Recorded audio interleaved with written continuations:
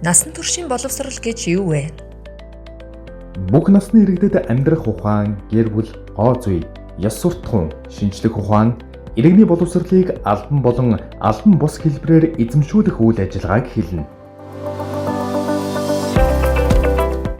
Мөн хилийн чандад байгаа Монгол иргэдийн хүүхэд, хүнд болон хэвтэрт байгаа хөгжлийн бэрхшээлтэй хүүхэд, тодорхой шалтгааны улмаас сургууль завсардсан хүүхэд, сургуулийн насандаа боловсрал эзэмшиж чадаагүй насанд хүрэгч, сүм хийдэд шавлан сууж байгаа лам хүүхдэд баг болон суур бүрэн дунд боловсрал нөхөн эзэмшүүлнэ.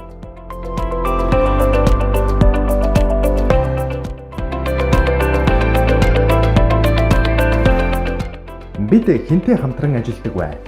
Бид насан туршийн боловсролыг эрүүл мэнд, хөдөлмөр, нийгэм хамгаалал, соёл, эдийн засаг, хууль эрх зүй, гадаад харилцаа, хэвлэл мэдээлэл, байгаль орчин зэрэг салбарын төр, иргэний нийгэм, олон улсын байгууллага, иргэдтэй хамтран зохион байгуулдаг.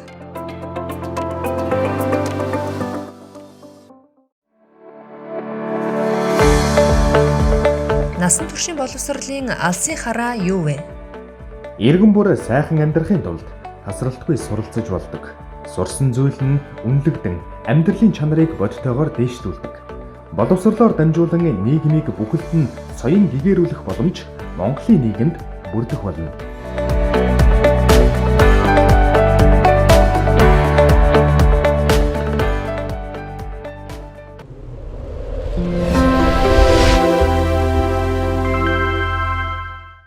Сайн байцгаана уу эрхэм үзэгчдээ. Насан туршийн боловсролын үндэсний төв Старт HD телевиз хэвлэлийн хүрээлэнтэй хамтран цахим орчинд хуурамч мэдээллийг танихан болон нягтлах телехичээлийг та бүхэндээ хүргэхэд бэлэн болоод байна. Энэхүү телехичээлээр хэвлэл мэдээллийн хэрэгслээр хүлээн авч буй бүхэл мэдээллийг нягтлан үзэж хуурамч мэдээллийг түгээхээс сэргийлэх мэдээллийг та бүхэндээ хүргэх болно. Энэ удаагийн хичээлийг хэвлэлийн хүрээлэнгийн сэтгүүл зүйн багш Өсөн Эрдэнэ багштайгаа хамтран заана. Хэвлэл мэдээллээр хуурамч мэдээлэл одоо гардаг тухай тодруулбал одоо мэдээллийн цахим сайтуудаар болон нийгмийн сүлжээгээр бол хуурамч мэдээлэл гардаг төгдөг талаар одоо маш одоо нухацтай авч хэлцнэ. Тэгэхээр хичээлийн өмнө хэвлэл мэдээллийн хэрэглээний талаар нэг бичлэг харуулъя. Энэ бол одоо өнгөрсөн 20 жилд монголчууд ямар хэвлэл мэдээллийн хэрэгслийг түлхүү ашиглаж ирсэн бэ гэдгийг харуулсан юм зураглал байна. Хэвлэлийн хүрээлэнгийн судалгааны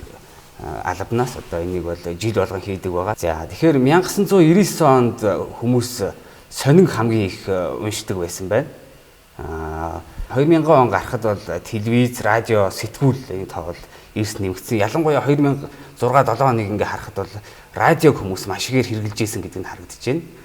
За 2009-10 онд телевизийн салбар бол одоо маш одоо эрчимтэй хөгжиж маш олон телевизүүд шинээр байгуулагдсан байна. За үүнтэй зэрэгцээд бол мэдээллийн сайтууд маш олноороо гарч ирсэн. Энэ юуг харуулж байна гэхээр одоо хэвлэл мэдээллийн хэрэгслийг хэрэгжилж байгаа хүмүүсийн хэрэглээнд ийм өөрчлөлт гарч байна гэдгийг харуулж байна. Тэгэхээр түрүүн хэлснээр одоо мэдээллийн сайтуудаар бол ингээ зарим тохиолдолд одоо хуурамч мэдээлэл төгдөг гэж хэлсэн. Тэгээд үүнтэй адилхан бас одоо сүүлийн 5 жил за бараг 10 жилд монголчууд нийгмийн мэдээллийн сүлжээ, Facebook, Twitter гэх мэт одоо нийгмийн мэдээллийн сүлжээг бол маш ихээр хэрэгжилж байгаа. Тэгэхээр нийгмийн мэдээллийн сүлжээний хэрэглээний талаар бас танилцуулъя. Та бүхэндээ 2019 оны 1-р сард гарсан нийгмийн сүлжээний мэдээллийн талаар дэлгэрэнгүй тайлбарлая. За Монгол улсын нийт хүн амын 70% нь буюу 2.2 сая хүн нийгмийн сүлжээнд идэвхтэй хэрэглэгч байдаг байна. Нийгмийн сүлжээнд хүмүүсийн тав өсөхийн хэрээр хуурамч мэдээллүүдийн тав бас ихсэх болсон. Хуурамч мэдээллийг бол 3 төрлийн элемент байдаг гэж үзэж байгаа. Энэ нь одоо юу вэ гэхээр одоо хуурамч мэдээлэл итгэж боломгүй мэдээлэл, буруугаар мэдээлсэн, залжин чиглүүлсэн гэж ингэж авч үзэж байгаа. Тэгээд одоо яг дэлхийн нийтэд бол энийг 3 ангилах та. За эхнийх нь disinformation буюу одоо буруу мэдээллийг санаатаагаар түгээн дэлгэрүүлэх одоо буюу одоо мэдээллийг мушгин гуйлах гэж нэгдүгээрт нь авч үзэж байна. За хоёрдугаарт нь буруу мэдээллийг зөв хэмээн итгэж санамсаргүйгээр түгээх гэж байгаа. Энэ нь бол одоо misinformation гэдэг ийм нэр томьёо. За гурав дахь нь malinformation гэж байгаа. Энэ бол тухайн мэдээлэл бодит байдал дээр одоо хэдийгээр тулгуурладаг хэдий ч хувь хүн албан байгууллага За цаашлаад улс оронд одоо хохирол учруулах үс хэмжээнд одоо тийм одоо мушгиж гойвуулсан тийм мэдээлэл байдаг байх нэ. За тэгэхээр хуурамч мэдээллийг ингэж 3 ангилдаг гэдгийг харж авлаа. Тэгэхээр бүгдээрээ одоо хуурамч мэдээллийн жишээ харъя. За энийг хүмүүс ер нь бол нийгмийн сүлжээнд бас харсан баг. Тэгэхээр энэ яаж яах вэ гэсэн зураг дээр бол ингээд замын төгжрэл болтой эсвэл одоо маш их энэ замын төгжрэл харагдчихэв. Германы энэ Twitter хэрэглэгч бичгтээ бол Германд шатхууны үнийг нэмснийг эсэргүүцээд иргэд нь машина зам дээр хаяж эсэргүүцэл илэрхийллээ гэж байгаа. Тэгэд энэ Twitter бол жишээ нь манайхан орчуулад за эдгээр шиг тэмцье. Германчууд ингэж тэмцэж штэ бүгдээрээ шатхууны үн нэмэгдчихлээ одоо шууд машина ингэ зам дээр хаяад эсэргүүцлээ илэрхийлье гэжсэн. Гэхдээ одоо энэ бол одоо хуурамч болох нь бол нотлогдсон. Зураг нь одоо бол ямар учиртай зураг вэ гэхээр хэдэн жилийн өмнө Хятадд цагаан сарын үеэр болсон их том их урт үргэлжилсэн замын төгжрөл байсан. Тэгэхээр хуурамч мэдээлэл бол зурган дээр одоо ийм тайлбар өгөх маягаар санаатаагаар одоо мушгин гойвуулсан ийм мэдээлэл бол байж болох нь байна түрүү хэлснээр. Тэгэхээр хуурамч мэдээлэл бол иймэрхүү байдлаар бол нийгмийн сүлжээнд явж идэг. За энэ сүүлийн үеийн жишээ нэг хөгжилтэй. Тэгэхээр энэ яаж юм гэхээр Сэлэнг аймгийн Мандал суманд орших ийм хатан хайрхан гэж байна. Ийм эмэгтэй хүний ийм одоо уран гоё ийм хэлбэр төрх ингэж дээрээс нь харагддаг тэгээд энэ мэдээлэл бол нийгмийн сүлжээгээр их явсан. За үүнээс гадна одоо энэ ихний бол одоо мэдээллийн сайт байгаад байгаа. Мэдээллийн сайтаар бас одоо ингэж одоо мэдээлсэн. Тэгэхээр иймэрхүү одоо энэ зураг бол одоо хуурамч болох нь бол тогтоогдсон. Энэ бол уул биш өгтөөр одоо энэ график ажил гэдэг нь тогтоогдсон. За энэ хажуу талынх нь бол одоо энэ банхар хайрхан гэдэг. За Архангай аймагт ийм банхар хайрхан гэдэг. Дээр нь одоо муур гарч балдгүй хайрхан даа гэсэн ийм нэг зураг явсан. Тэгээд энэ бол мэдээж фотошоп буюу одоо фото эвлүүлэг гэсэн үг засвартай. Тэгсэн боловч одоо энд хүмүүс бас итгээд Архангайд нэр ийм хайрхан байдаг юм биш байгаа даа гэд шеэрлж түгээжсэн тийм тохиолдол зөндөө харагдсан. Тэгэхээр хуурамч мэдээлэл бол ийм зургийн хэлбэрээр байж болно. Өөр одоо засвартай видео байж болно. Зураг болон видео дээр янз бүрийн одоо мушгин гойвуулсан эсвэл өөр өдөөн төрхөрсөн янз бүрийн тийм тайлбартай байдлаар хуурамч мэдээлэл бол одоо бидний эргэн тойронд байх боллоо. Тэгэхээр хуурамч мэдээллийг шалгах маш олон арга байгаа. Энэ дундаас одоо зургаар нь шалгадаг нэг арга байна.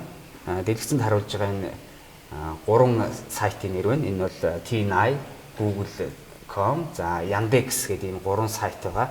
Энэ сайтуудыг ашиглаж өнөөх одоо танд эргэлзээ төрүүлсэн хуурамч байж магадгүй засвартай юм уу эвлүүлсэн байж магадгүй зураг ийшээ одоо хуулснаар тухайн зургийн яг их сурвалжийг нь нэгтлэн шалгаж байгаа тийм арга хэлбэр байна. За бүгдээрээ одоо түрүүний ихэнд харуулсан энэ банхар хайрхан гэдэг зургийг хайж үзье. Үнэхээр одоо энэ эвлүүлэг тийм ээ. Гэхдээ одоо маш олон хүмүүс итгэсэн шүү дээ. Тэгэхээр одоо ийм одоо хайрхан үнэхээр байд юм уу гэдгийг одоо Google-ээр хайж үзье. Интернет хөтчөө нээгээд одоо google.com сайт руу өтөрч орно. За ингээд дээд болонд зураг гэж байгаа. Зураг гэсэн сонголтыг сонгоод за тэгээд энэ оронгууд энэ хайлтын хэсэг дээр энэ зургийн аппаратны зураг байна. За энийг сонгоод зураг байршуулах гэдэг хэсэгт орж одоо зураг сонгож хайж үзье. За ингээд хайлтын илэрч гараад ирлээ.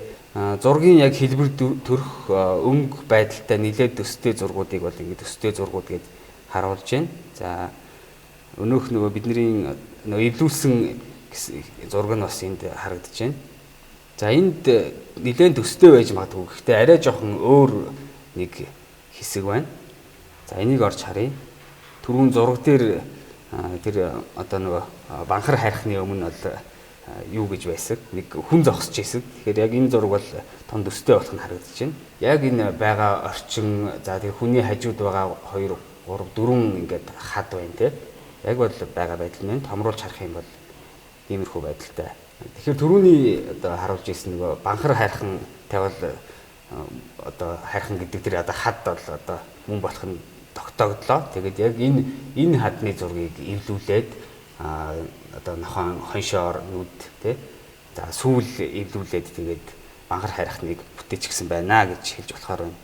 Багахан чадвартай хүн бол одоо чадамжтай хүн бол одоо иймэрхүү байдлаар эвлүүлээд одоо хүмүүсийг нэг бодлын хөгжөөж байгаа ч юм шиг эсвэл нэг бодлын бас ингэж хуурах одоо хуурамч одоо мэдээлэл хийх боломжтой болох нь харагдаж байна. Google хайлтын систем ашиглан мэдээлэл хайх явцад илэрч олдохгүй байх тохиолдол байдаг. Энэ үед өөр ямар хайлтын систем ашиглан мэдээлэл хайх талаар авч үзсгэе. Тэгэхээр түрүүн Google дээр зураг хайж үзүүлсэн бол одоо арай өөр нэг сайт дээр хайж үзье. Yandex дээр хайж үзье. Ингэхдээ одоо зарим тохиолдолд бид нэр зургийг ингэж хайхаар одоо Google дээр ч юм уу за аль сайт дээр байж болно. Илэрч гарахгүй тохиолдол байдаг. Одоо хэрвээ эвлүүлэг зураг байх юм бол илэрч одоо гардгүй ч юм уу. Тэгэхээр энэ их сонирхолтой. Одоо эвлүүлсэн байж болзошгүй хэсгийг одоо тайрч үлдээгээд тэгээд хайх юм бол бас зарим тохиолдолд үр дүнтэй байдаг. Тэгэхээр одоо нэг жишээ харуулъя. За тэгэхээр энэ зураг дээр нэг машин байна тий. Одоо Land Cruiser машин байна. Энэ зураг дээр байгаа эмэгтэй одоо үндэслэгүүгээр хөрөнгөжиж ийм машин авчээ гэсэн байдлаар одоо түгээсэн байгаа харагдсан. Тэгэхээр энэ зургийг хайж үзье. За ингэхдээ эвлүүлэг байж болзошгүй хэсгийг эвлүүлэг гэсэн хэсгийг одоо үлдээгээд тэгээд хайж үзье. Ингэхдээ компьютер болгон дээр одоо энэ Start руу оронгууд энэ snipping tool гэж байгаа. Энэ яадаг вэ гэхээр зургийг кроплдог. За Google-тэй мөн адилхан одоо зөвхөн зураг биш одоо бүх төрлийн мэдээллийг хайх боломжтой байгаа. За Yandex руу оронгууд энэ зургаар хайх хэсэг нь энэ karting гэсэн хэсэг рүү орж. За мөн адилхан энэ камерны аппаратны дүрсэн дээр дараад зураг хуулна. За мэдээж Google-тэй тун төстэй байдлаар одоо ийм адилхан машинууд гаргаж ирнэ. Тэгээд энэ зургийн энэ хойд хэсэгт байгаа одоо энэ усны хоолой за энэ шар тэмдгийг анзаараарай. Тэгээ яг үүнтэй төстэй одоо машин хаана байна гэдгийг одоо энэ илэрцүүдээс харна. За Yandex дээр бол одоо за шууд энд гараад ирсэн байна. За эхний зургийг орж харцгаая. За ингээд харах юм бол энэ машинд одоо хүн байхгүй, хүн суугаагүй машин байгаа. Тэгээд ийм зураг интернетээс татж аваад одоо тухайн хүнийг машин дотор суусан байдалтайгаар эвлүүлсэн гэсэн үг. За ингээд хоёр зургийг харьцуулж харах юм бол эвлүүлэг болох нь одоо маш тодорхой харагдаж байна. Тэгээд одоо Монголд байдаг ч машин биш, ийм дугааргүй машин одоо интернетээс зургийг олж аваад татж авсан гэдэг нь харагдаж байна. Тэгэхээр ийм бодит эрсдэл байгаа гэдгийг бол та бас хүлээн зөвшөөрч байгаа бах тий. Цахим орчинд хоёр нь бол хуурамч мэдээллийг зөндөө байдаг. За тэгээд цахим орчинд хуурамч мэдээллээс сэргийлэх зөвлөмжийг өгвөл. За тэгэхээр хуурамч мэдээллийн нөлөөнд автахгүй байх зөвлөмж хүргэе. Тэгэхээр юун төрөнд хуурамч мэдээллийг ялгаж сурах хэрэгтэй. За ингэхдээ энэ мэдээлэл үнэхээр одоо үнэн үү тий үнэн бодитоо гэдгийг одоо өөрөөсөө асууж одоо их сурвалжийг нь харьцуулах. Одоо жишээ нь тухайн зурган мэдээлэл байдаг ч юм уу, тухайн одоо тий одоо видео ч юм уу тий тухайн одоо нэг өгүүлбэр жиргээч ч юм уу тий одоо юу гэдэг бүх одоо энэ хуурамч уу бодитоо гэдгийг одоо харж харьцуулах. Одоо яг тэр мэдээллийг хэн Facebook дээр тавьсан бэ? Аль одоо сайт дээр энэ мэдээлэл гарсан бэ гэдгийг их сурвалжийг харьцуулах. За тэгээд экспертээс асуух одоо тий яг мэрэгчлэлтэн хүнээс энэ үнэхээр үний юм уу гэдээ одоо асуух тий. За тэгээд мэдээж одоо өөрийн бодлыг одоо цэгнэх гэж байгаа. Ягаад тэгэхээр одоо аливаа мэдээллийг хүлээж авангуудаа шууд одоо ингээд түгэждэг. Тэгэхээр энэ дээр бол өөрийн бодол бол маш чухал юм байна. Энэ үнэхээр одоо үнэн бодитоо гэдгийг эргцүүлэх тий эргэлзэх шаардлагатай гэсэн үг. За тэгээд сэтгэл хөдлөлд автахгүй байх. Хуурамч мэдээлэл яадаг вэ гэхээр ер нь бол хүмүүсийн сэтгэлийг ингээ хөдлөхийг маш их оролддог. Одоо тийм Facebook дээр нэг сонирхолтой зураг байлаа гэхэд тайлбар нь тийм их тийм сэтгэл хөдлөхсөн тийм одоо хөгжилтэй хошигдсон байдалтай байж болно. Эсвэл тийм одоо гунигтай тийм байж болно. Тэгэхээр сэтгэлийг хөдлөхийг оролддог. Тэгэхээр яг хуу сэтгэлийн хөдлөлөө барих хэрэгтэй л гэж хэлэх гээд байгаа юм. За бодит баримттай эсхийг бас хэрэгцүүлэх шаардлагатай. За тэгээд хуурамч мэдээллийг бусдад дамжуулахгүй байх бол маш чухал. Ягаад тэгэхээр одоо хуурамч мэдээллийн одоо үр дагавар хохирол бол одоо зарим тохиолдолд тооцох аргагүй их тийм ээ. Ялангуяа одоо энэ сонгуулийн үеэр бодит мэдээллийг мушгин говьулсан misinformation гэдэг юу бол маш аюултай гэдгийг бол одоо дэлхийд дахин хүлээн зөвшөөрчлөө. Энэ бол баг хүний сонгогдох хэрэг ардчлалд одоо нөлөөлж байна хор учруулах юм үр нөлөөтэй юм а гэдгийг бол ярьж байгаа. Тэгэхээр энэ хичээл дээр бид хуурамч мэдээллийг хүмүүс санаатайгаар зарим тохиолдолд санамсаргүйгээр ингээд одоо түгээдэг. Тэгэхээр хичээлийн төгсгөл болгоод одоо цахим орчныг нийгмийн сүлжээг хуурамч мэдээлэл давтахгүй хуурамч мэдээллийг түгээхгүйгээр зөв боловсон соёлтой хэрэглэе гэж одоо зөвлөх байна. Үзэгч та бүхэн дараахлын ихээр дэлгэрэнгүй мэдээллийг авах боломжтой анхаарал хандуулсанд баярлалаа.